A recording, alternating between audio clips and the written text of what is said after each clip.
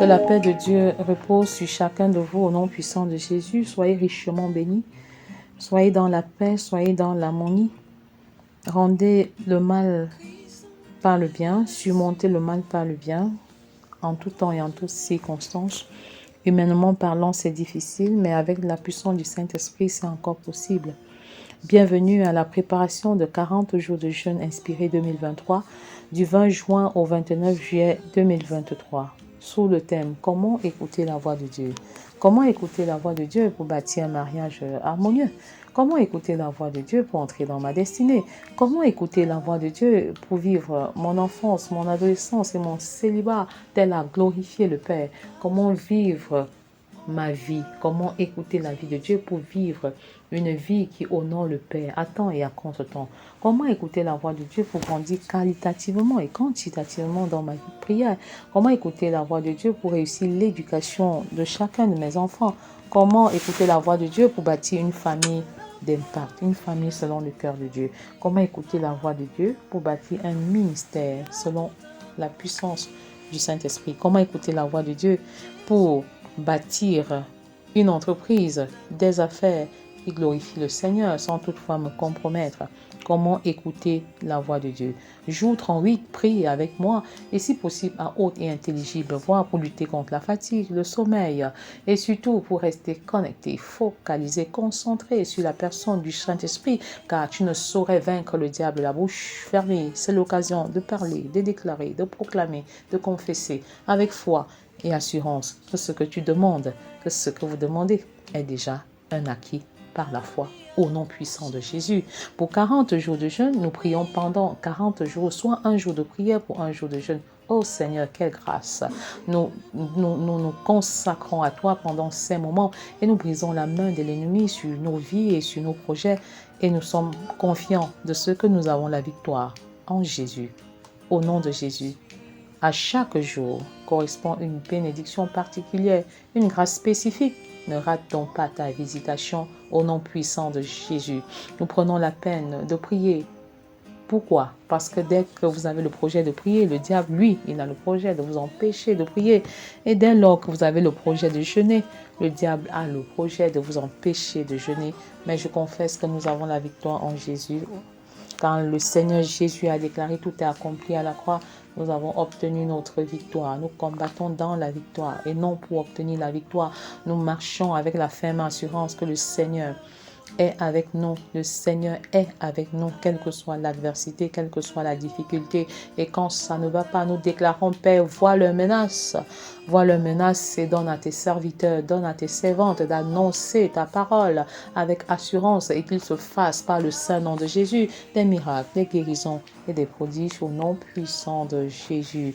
Père, nous te sommes infiniment reconnaissants en ce moment où nous prions encore pour les enfants, les adolescents et les célibataires de manière particulière. C'est également une opportunité pour les mariés, pour les parents d'évaluer leur relation conjugale et de voir le lien qu'il y a entre la relation conjugale et la réussite de l'éducation de chacun des enfants. Il y a un rapport très étroit entre la relation conjugale et la cellule familiale. Si vous voulez avoir une famille épanouie, une famille d'impact, travaillez à bâtir une relation conjugale qui honore Dieu, une relation conjugale fondée sur l'unité, sur la complémentarité, sur une sainte descendance biologique et spirituelle. Père, je confesse que nous sommes unis en tant que couple au nom puissant de Jésus. Je confesse que la complémentarité est notre partage et je confesse que tu bénis nos entrailles. Tu bénis les entrailles des couples. Je confesse également que tu bénis les personnes que nous encadrons et nous avons des disciples biologiques issus de nos enfants et des disciples spirituels issus des autres enfants. Au nom puissant de Jésus, tel est notre partage, telle est notre déclaration, telle est notre profession de foi et nous confessons que nous avançons avec toi, par toi et pour toi. Au nom puissant de Jésus. Merci encore parce que tu nous donnes le privilège de prier pour le mariage de nos enfants, de prier pour le mariage de nos adolescents, de prier pour le mariage de nos célibataires. Et nous saisissons l'opportunité pour nous faire évaluer par toi, Seigneur, et pour corriger ce qui n'a pas marché, pour mettre les choses en ordre en tant que couple, en tant que papa et maman. Merci Seigneur de nous donner de corriger ce qui n'a pas marché pour devenir une source de bénédiction pour les mariages de nos enfants biologiques et même de nos enfants spirituels. Et je saisis cette opportunité pour présenter nos enfants biologiques et spirituels à Dieu. Et je confesse qu'ils se marient dans la crainte de l'Éternel. Je confesse qu'ils bâtissent des couples harmonieux. Je confesse, Seigneur, qu'ils construisent des couples qui glorifient le Père. Au nom puissant de Jésus. Le succès professionnel n'est pas un prérequis pour un mariage réussi, non. C'est vrai, le Seigneur a dit, il n'est pas bon que l'homme soit seul.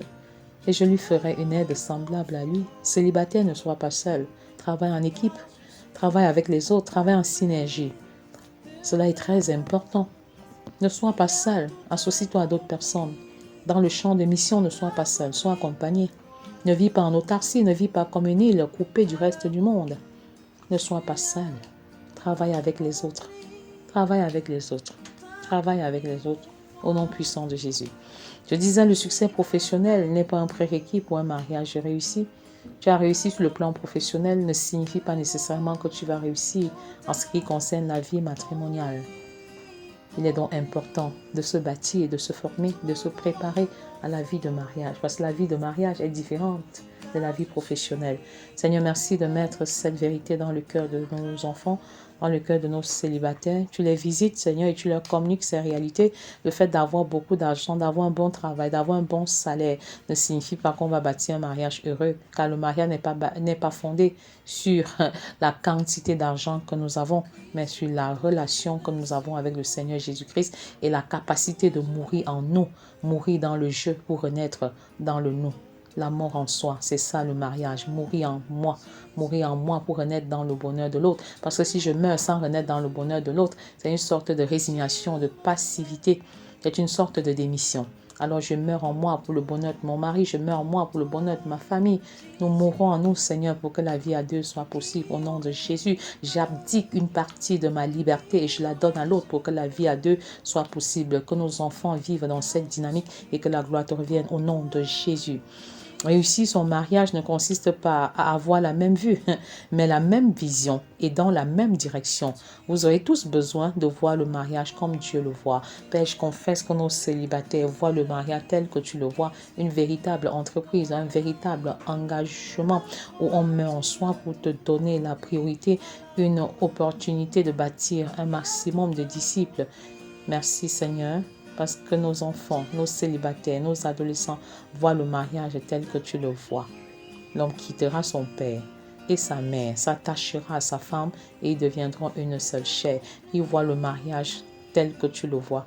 Le prix qu'il faut payer, les efforts qu'il faut conjuguer au nom puissant de Jésus.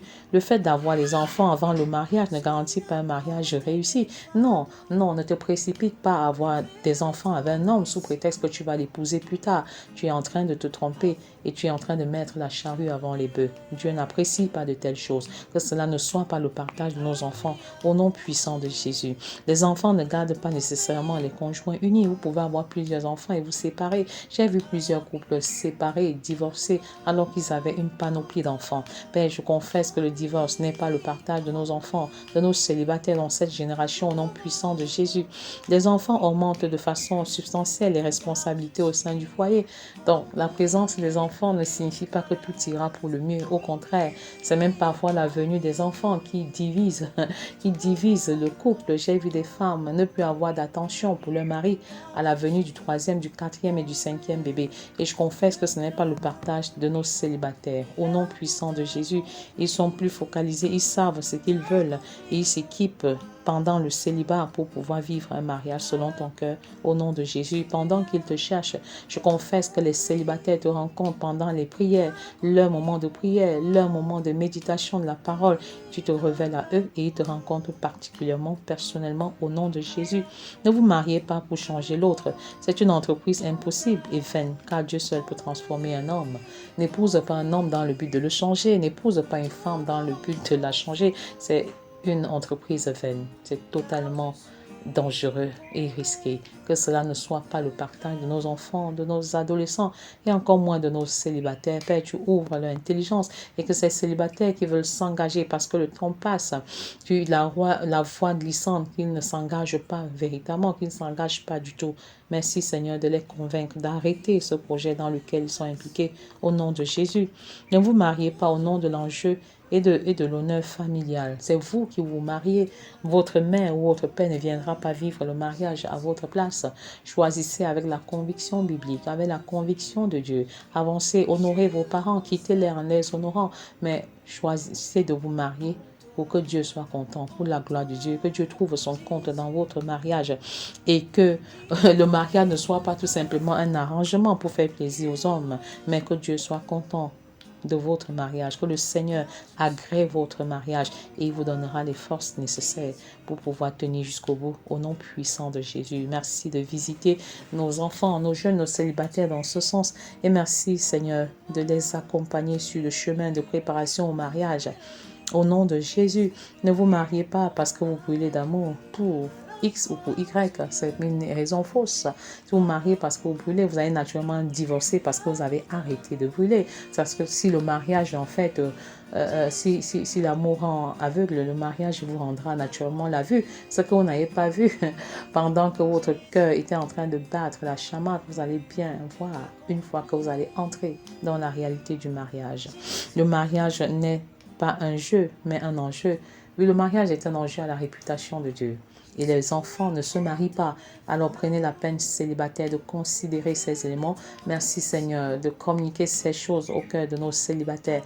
Le mariage est plus qu'un jeu, c'est un enjeu et qui peut te donner soit une bonne réputation, soit une mauvaise réputation. Et je confesse que nos célibataires se marient pour une bonne réputation, pour donner une bonne réputation à Dieu, car à travers le mariage, que les gens voient exactement le modèle par excellence du mariage divin, le modèle de l'unité, Dieu le Père, Dieu le Fils et Dieu le Saint-Esprit, au nom de Jésus. Le mariage sans Jésus au centre est voué à l'échec et à la déperdition. Il n'y a pas de mariage sans Christ. Il n'y a pas de mariage sans Christ. Il n'y a pas de mariage sans Christ. Merci Seigneur pour ce que tu mets ces convictions dans le cœur des célibataires. Il n'y a pas de mariage sans Christ au centre. Que les mariés évaluent cela de manière claire et nette et reviennent aux bons sentiments. Reviennent sur de nouvelles bases. Père, que les maris qui n'étaient pas convertis se convertissent, que les femmes qui ne l'étaient pas se convertissent également. Et nous prions pour les changements de cœur au nom puissant de Jésus. Toi qui sont les cœurs et les reins, tu es capable d'apporter des changements au moment où nous crions à toi, où nous crions à toi. Père, que les célibataires se marient avec Christ au centre de chacune de leurs préoccupations. Que ce ne soit pas juste le mariage qui soit célébré à l'église, que ce ne soit pas juste la cérémonie qui soit célébrée à l'église avec la présence de beaucoup d'hommes de Dieu. Non, mais que Christ soit au centre de la vie du mari, que Christ soit au centre de la vie de la femme et que Christ soit au centre de la relation conjugale et qu'à travers ce Christ, que le couple, que les futurs couples vivent l'unité divine au nom puissant de Jésus. Père, le divorce est une atteinte grave à la réputation de l'Éternel, ça nous le savons. Que nos enfants se préparent tellement bien que le divorce ne fasse pas partie de leur vocabulaire. Célibataire, prépare-toi. Tel tu vis ton célibat, tel tu vivras ton mariage. Donc, arrange-toi à être en harmonie avec le mari céleste qui est Jésus. Et en ce moment, si tu es amoureux du mari céleste qui est Jésus, tu pourras être facilement amoureux de ta femme. Tu pourras être facilement amoureuse de ton mari au nom puissant de Jésus. Réussir le mariage implique le développement des 5 maturités. Pendant que tu es encore célibataire, travaille à ta maturité physique et financière. La maturité physique et financière, ta capacité de gérer l'argent, de bien gérer de l'argent, d'avoir de sains rapports avec de l'argent. La maturité mentale, la capacité d'apporter des solutions aux problèmes de ta société, aux problèmes de ta famille, à tes propres problèmes personnels. La maturité émotionnelle, la capacité de donner et de recevoir l'amour. Oui, une personne qui est émotionnellement en bonne santé peut donner et recevoir l'amour. La maturité sociale, être dans de bons rapports, entretenir de bons rapports avec non seulement les personnes du sexe opposé, mais avec les personnes de la société. Vivre avec les autres sans être les autres, ça fait toute la différence. Vivre votre propre vie sans pour autant vivre la vie des autres par imitation, par mimétisme. Il est question d'être et non paraître. La maturité spirituelle, la capacité de savoir exactement ce que vous voulez. Et cette maturité commence déjà par votre nouvelle naissance. Commence par la relation que vous avez avec le Seigneur Jésus-Christ comme Sauveur et Seigneur. Et il s'ensuit l'appel de Dieu. Quel est l'appel de Dieu sur votre vie? Est-ce que vous êtes en train de travailler à réaliser cet appel dans votre vie? Est-ce que c'est le partage de votre futur conjoint, de votre fiancé? Il est important d'y réfléchir mûrement à votre maturité spirituelle. Est-ce que vous méditez seul? Est-ce que vous priez seul? Est-ce que vous êtes capable de vous retirer seul? Cela est très important. Si vous ne le faites pas déjà dans le célibat, ce n'est pas quand vous serez marié que vous allez entreprendre de telles choses. La maturité spirituelle est centrale par rapport à toutes les autres maturités. Parce qu'une personne qui est spirituellement mature développera plus facilement la maturité physique et financière, mentale, émotionnelle et sociale. C'est pourquoi votre maturité spirituelle doit être prioritaire et toutes les autres maturités ont leur raison d'être. La maturité spirituelle est prioritaire parce que c'est la seule maturité qui peut intégrer les autres maturités de manière harmonieuse. Merci Seigneur parce que tu permets à nos célibataires de vivre de manière équilibrée, de développer ces 5 maturités physiques, financières, mentales, émotionnelles, sociales et spirituelles dans leur célibat, dans leur enfance et même dans l'adolescence. Merci pour l'éducation financière qui leur est donnée par les parents. Merci pour l'éducation émotionnelle. Merci pour ce qu'ils reçoivent de leurs parents. Merci biologique, de leurs parents biologiques. Merci de ce qu'ils reçoivent de leurs parents célestes que tu es, toi qui es le Dieu parfait. Tu éduques les enfants, tu éduques les célibataires, tu éduques les adolescents et tu les prépares à un mariage qui t'honore au nom de Jésus. La mort en soi est une bonne prédisposition pour bâtir un mariage harmonieux. Ah oui, si vous avez peur des problèmes, vous n'allez pas vous marier. Se marier, comme je le disais encore, c'est vraiment mourir en soi. Seigneur, enseigne à nos enfants à mourir en eux-mêmes pour pouvoir revivre dans le bonheur de l'autre, pour pouvoir renaître dans le bonheur de l'autre. Cela est important, cela est indispensable. Et c'est pendant que vous êtes encore dans la maison familiale que vous apprenez à mourir en vous-même, en essayant autant que faire se peut de rendre service aux autres personnes, de faire parfois abstraction de vos droits, de vos avantages, de vos privilèges pour que les autres soient heureux et pour que les autres soient contents de vous et soient épanouis, pourquoi pas. Se marier, c'est s'engager à servir son conjoint comme Christ a servi au point de donner sa vie en rançon pour plusieurs. Servir les autres est une bonne disposition. Et le cadre familial, la maison comme centre de formation, reste le cadre adéquat pour servir son frère, sa soeur et même ses parents. Et c'est là où je dis, vous avez la possibilité d'exercer votre foi. Vous avez également la possibilité de travailler votre propre caractère, de travailler sur votre caractère et de vous améliorer. Plus vous avez des personnes, des frères et des sœurs à caractère difficile, plus vous avez la grâce d'appliquer l'amour inconditionnel à leur endroit. Au nom puissant de Jésus, merci Seigneur pour nos enfants qui acceptent leur famille, qui acceptent leurs frères et sœurs, qui acceptent leur tribu et qui travaillent véritablement à voir plutôt le côté positif des choses et non l'inverse. Au nom puissant de Jésus. Soyez d'abord amoureux de Dieu, le Créateur, avant d'être amoureux de la créature de Dieu. Ne faites jamais l'inverse. N'adorez pas la créature au lieu d'adorer le Créateur. Mettons chaque chose à sa place. Merci Seigneur parce que tu suscites cela au niveau des célibataires. Au niveau des célibataires. Père, tu nous enseignes à adorer le Créateur et non la créature.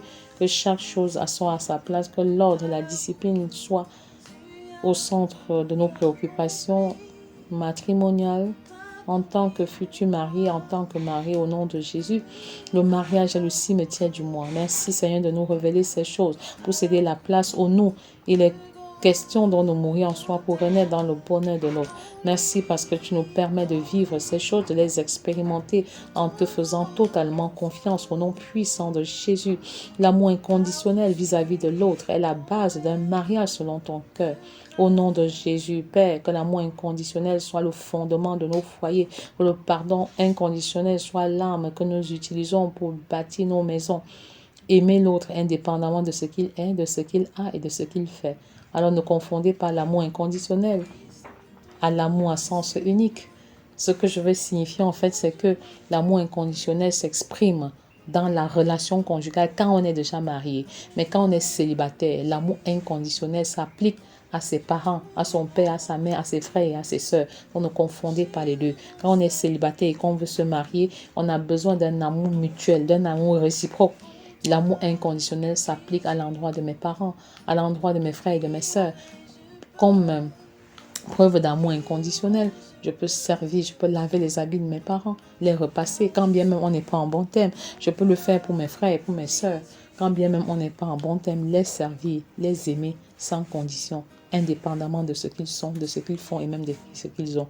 Au nom puissant de Jésus, merci de nous donner de saisir ces nuances dans le tréfonds de ta pensée, Seigneur, et que la gloire te revienne. Que l'amour mutuel soit le partage des célibataires, l'amour mutuel, l'amour réciproque. Au nom de Jésus, je refuse l'amour à sens unique. Je refuse l'amour forcé. Je refuse un amour qui n'est que dans un seul sens, pour quelque raison que ce soit. Au nom puissant de Jésus. Merci pour la visitation, merci pour ta grâce, merci pour les dépôts, merci parce que ton peuple ne périra plus faute de connaissance. Les célibataires ne périront plus faute de connaissance. Les célibataires ne seront plus dupés parce qu'ils manquent la connaissance, parce que tu te révèles à eux, Seigneur. Merci également pour l'ordre et la discipline que les couples mettent dans les foyers, pour l'ordre et la discipline que les parents mettent dans les foyers. Et je peux voir les parents qui se réconcilient, pour l'amour de Dieu, par amour pour Dieu et même par amour pour leurs propres enfants. Ils se réconcilient pour mettre de l'ordre à la maison et pour susciter vraiment la paix au sein de la famille et aider efficacement leurs enfants à se marier de manière pure et chaste, au nom puissant de Jésus. Ne vous mariez pas à cause de la pression des pères, des amis et des membres de la famille. Mariez-vous par conviction. Mariez-vous parce que vous êtes convaincu que Dieu veut que vous mariez, car ce qui n'est pas le fruit d'une conviction est un péché. Merci Seigneur, c'est difficile pour les célibataires d'accepter une telle chose, mais tu mets la conviction dans le cœur en ce moment, au nom de Jésus. Le sacrifice personnel de soi sur l'autel prédispose chacun des conjoints à bâtir un mariage épanoui, se sacrifier pour l'autre, renoncer à ses propres intérêts pour rechercher ceux de l'autre, rechercher prioritairement l'intérêt de ta future femme, l'intérêt de ton futur mari. Et toi qui es déjà marié, tu ne peux pas servir 2 maîtres à la fois, tu ne peux pas poursuivre 2 lièvres à la fois, tu ne peux pas chercher tes intérêts et ceux de ta femme, ceux de ton mari au même moment. Alors femme, cherche prioritairement l'intérêt de ton mari. Mari, cherche prioritairement l'intérêt de ta femme. L'amour de 1 Corinthiens 13 à partir du verset 4. L'amour recherche l'intérêt de l'autre. Au nom puissant de Jésus, nous confessons que Seigneur, tu nous apprends à chercher l'intérêt de l'autre de manière prioritaire et notre intérêt en seconde position. Au nom puissant de Jésus. Choisir et s'engager à croître dans la ressemblance à Christ vous prépare à un mariage équilibré. Pendant que tu es célibataire, pendant que vous êtes encore célibataire, travaillez à ressembler à Christ et travaillez à croître dans la ressemblance à Christ. Christ a prêché, Christ a guéri. Travaille à être comme Christ. Christ était obéissant, Christ s'est humilié, il a été obéissant jusqu'à la mort à la croix. Christ était humble, simple de cœur. Pendant que tu es célibataire, exerce-toi à intégrer ces traits de caractère qui étaient en Jésus. Et une fois que tu seras marié, tu seras vraiment l'expression de la parole vivante. Tu seras l'expression de Christ lui-même. Que la personne qui t'épouse en tant qu'homme ou femme soit content de qui tu es. Parce que tu as fait un travail merveilleux sur ta propre vie. Et pendant que tu es en train de faire ce travail, tu vas trouver également des personnes qui font le même travail sur leur vie. Et la vie sera complètement différente, Au nom puissant de Jésus, merci encore Seigneur pour ces convictions que tu déposes dans nos cœurs et nous avons la ferme assurance que nous avançons en comptant sur toi et en dépendant de toi. Se marier implique l'engagement à bâtir l'autre et à le perfectionner. Seigneur, au nom de la complémentarité, une fois que les célibataires sont mariés, ils s'exercent à répondre aux besoins de l'autre. La femme répond aux besoins du mari et le mari répond aux besoins de la femme. Ils se complètent. Ils se soutiennent, ils travaillent plus comme une équipe interdépendante et les caractères sont transformés, sont changés à la lumière des saintes écritures et de la parole. Le mariage selon le standard de Dieu c'est l'expérience de l'unité, la complémentarité et la sainte descendance. Et je confesse ces 3 vertus, ces 3 valeurs dans le foyer de nos célibataires. Je confesse que nul ne séparera ce que tu as uni. Je confesse qu'ils sont complémentaires et les faiblesses de l'un sont en fait une source de bénédiction pour l'autre.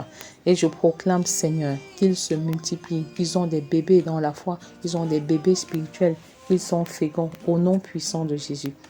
La réussite du mariage ne réside pas dans l'identification de la personne parfaite, mais de laisser le sang de Jésus couler au travers d'une personne imparfaite que vous êtes et de la personne imparfaite que votre conjoint, votre conjointe est. Merci Seigneur parce que cette vérité est saisie par les uns et les autres. Le partenaire idéal n'existe pas. Le partenaire idéal n'existe pas. Nous sommes tous imparfaits et nul n'est parfait quand il entre dans le mariage. La femme est imparfaite, le mari également est imparfait. Et dans le secret, une fois qu'on est déjà marié, c'est de laisser le sang de Jésus-Christ couler au travers de nos imperfections. Laisser le sang de Jésus couler au travers de nos manquements. Laisser le sang de Jésus couler au travers de nos faiblesses. Père, je te bénis, je te rends grâce pour les célibataires qui sont bénis en recevant ces principes. Ils trouvent que ces principes sont compliqués, mais je confesse que c'est toi qui les appelles au mariage, parce que le mariage est un appel de Dieu. Le mariage est toute une vocation. Tu les appelles au mariage et c'est toi qui feras encore ce que tu leur demandes de réaliser au nom puissant de Jésus. Je l'ai dit avec 1 Thessaloniciens 5, verset 24. Celui qui vous a appelé est fidèle et c'est lui qui le fera. Celui qui vous a appelé au mariage aimera au travers de vous. Celui qui vous a appelé au mariage se soumettra au travers de vous. Celui qui vous a appelé au mariage vous aidera à l'unité. Celui qui vous a appelé au mariage vous aidera à la complémentarité. Celui qui vous a appelé au mariage vous aidera à la sainte descendance biologique et spirituelle. Mais tu as besoin tout simplement de dire, Père, me voici, agis au travers de moi. Le Seigneur ne va pas s'imposer à toi. La personne du Saint-Esprit ne va pas s'imposer à toi. Elle a besoin de ton opinion. La personne du Saint-Esprit a besoin de ton opinion pour agir. Le Saint-Esprit ne va pas s'imposer à toi. Alors je te conseille maintenant de soupirer, d'être baptisé du Saint-Esprit, d'être baptisé de feu, comme équipement adéquat pour vivre un mariage heureux. Que le Saint-Esprit te baptise. Le Saint-Esprit te baptise. Et que tu sois un homme brisé, une femme brisée, disposée à mourir en toi-même pour que la vie à deux soit possible. Merci Seigneur pour le vent qui souffle. Merci encore pour ta capacité, le Saint-Esprit qui est la capacité. Le Saint-Esprit est ta capacité. Le Saint-Esprit te donne la capacité d'aimer ta femme sans condition. Le Saint-Esprit te donne la capacité de te soumettre à ta femme, à ton mari, autant pour moi, sans condition. Le Saint-Esprit te donne la capacité de vivre l'unité dans ton futur couple, dans ton couple, toi qui es déjà marié. Et nous te bénissons, Seigneur, parce que sans toi, nous ne pouvons rien faire. Sans toi, il est impossible d'aimer. Sans toi, il est impossible de se soumettre. Et nous te bénissons pour ta personne. Nous te bénissons pour qui tu es. Nous te bénissons parce que tu nous équipes et tu nous donnes ce dont nous avons besoin pour bâtir un mariage heureux, un mariage équilibré. Au nom puissant de Jésus, par nos propres forces, nous sommes faibles et limités. Mais en regardant à toi, nous confessons que tu peux tout. Et nous te sommes infiniment reconnaissants. Et je voudrais te lire ce poème célibataire pour t'encourager dans ton futur mariage. Et je voudrais également te lire ce poème marié pour t'encourager à tenir debout dans l'unité. Célibataire, référence de la différence. C'est un extrait de mon livre « Je veux me marier, mais avant ». Sur cette aride terre, je suis célibataire. Célibataire visionnaire, célibataire révolutionnaire. Célibataire missionnaire, je refuse de demeurer par terre. Je revais ma tenue militaire pour un combat extraordinaire. Velléité de fornication, masturbation, je vous fais taire. Des relations compromettantes, je désire me soustraire. De tous les péchés sur le parterre, de tous les péchés sur le parterre, je les fais traire. Tout comme le jus d'orange et de citron sous pression se font traire. Sous pression des amis et des parents, je produis des disciples pour le céleste destinataire.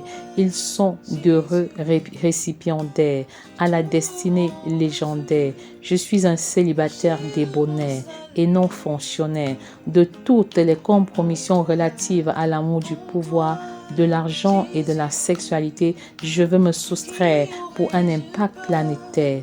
De ma destinée, je suis acteur et non spectateur. En tant que fille du Très-Haut, je suis un disciple reproducteur, faisant des disciples reproducteurs. Je suis adorateur, je suis pacificateur, je suis imitateur, je suis serviteur, je suis transformateur, je suis catalyseur, je suis influenceur.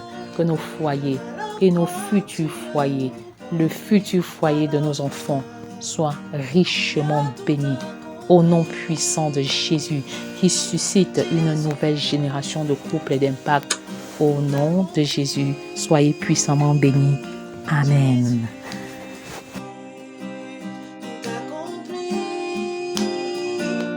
Jésus,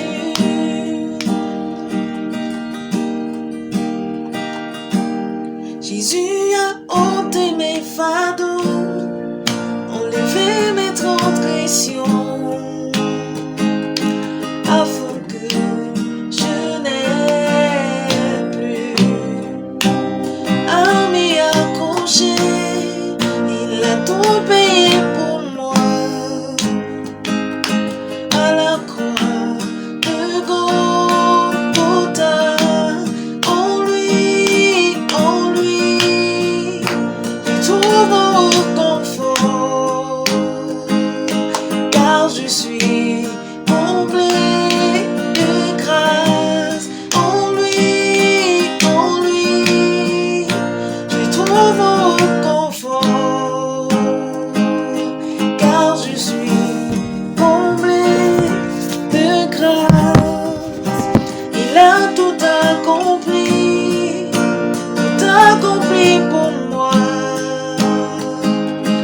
À la croix, Jésus a tout accompli pour moi. Oui, à la croix de Golgotha. En lui,